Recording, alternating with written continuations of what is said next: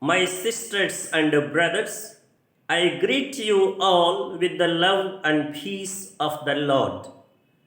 I invite you to meditate together with me on the holy word of God of 13th February 2023. The pivot, demand for signs, the indicative of our reflection. True faith does not seek and demand signs from heaven. A deep faith does not depend on favors and blessings alone. Jesus invites all to believe in him and be saved. But the Pharisees want a sign to prove his identity and credentials. They argue with him. Seeking a sign in itself is not wrong. We see that in the Gospel of John, miracles are called signs. So, signs are important and they are given. But the whole problem is concerning the motive and purpose of seeking them, the kind of signs, and the openness to recognize them. They demanded signs with the motive of testing him. They forgot that the purpose of signs is to strengthen faith. Their purpose was strengthen their unfaith. Seeking a sign was a pretext not to have faith in him. They would easily justify that they did not believe because there was no sufficient evidence. Thus, their very motive was vitiated. It was not to trust him and only to test him. A genuine seeking of signs indicates that we face a difficult situation that is beyond our human capacity to resolve. It indicates that we realize our human insufficiency. We turn to God. We depend on his intervention. We trust in his love.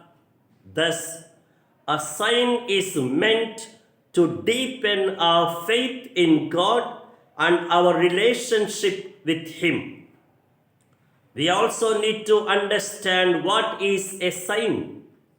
Often, like the Pharisees, there is a tendency to equate signs with miracles and favors.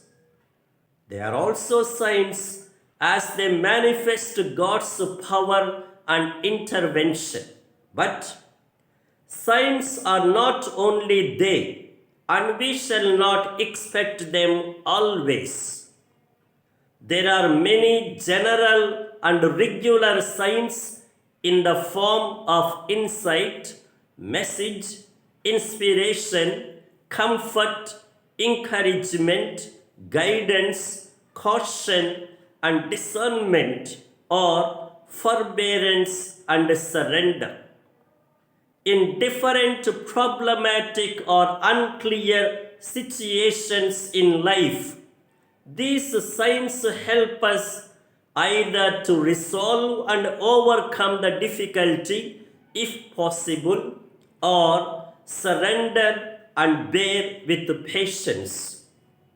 Thus, a sign essentially is an indicator, a pointer, a signpost, or an aid from the above. It is a light that illumines our path and guides us.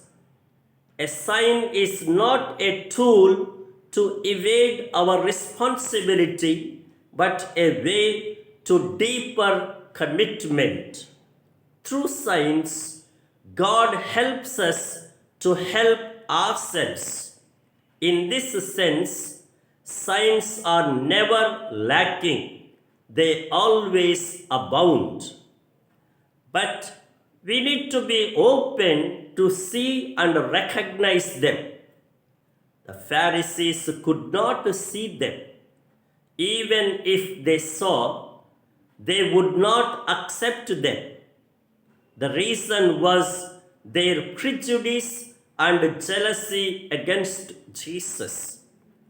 This negative mindset was a block to see and accept signs of which Jesus himself was the biggest sign.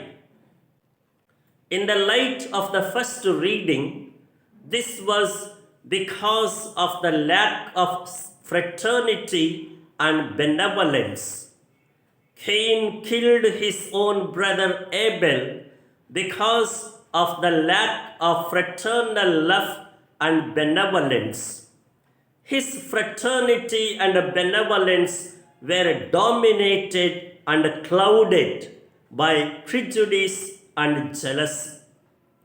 And now the imperative for our life, there are still plenty of signs of God's power and goodness in different ways. But we need to deepen our humility and trust in Him on one hand, and also a sense of fraternity and benevolence on the other hand.